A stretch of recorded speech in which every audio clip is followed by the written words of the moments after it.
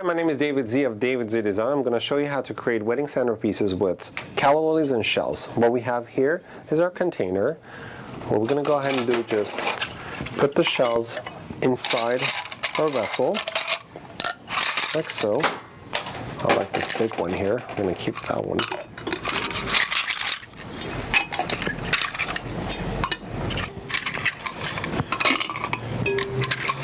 I think this is plenty. Now, we're going to keep for later on. We have created already our bouquet. It's a hand-tied bouquet with calla lilies and lily grass. And we also purchased some smaller shells. What I like to do is just grab the shells and put it inside the calla lily, like so. You can glue, hot glue it. You can use crazy glue. It will work. Nothing will happen to your calla lily. So we'll just add some more of these in here. This would be a beautiful, great idea for a beach wedding. You can put it in the vase or laid on top of the vase. What I have done here, I kept some of the larger shells for the table.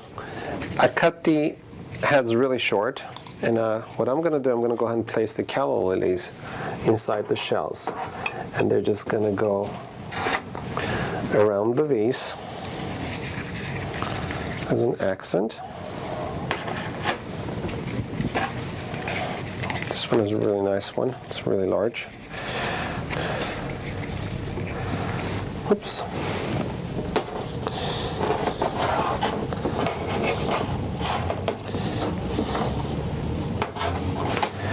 And you can continue on with the same idea, or just have the shells lay around the table, or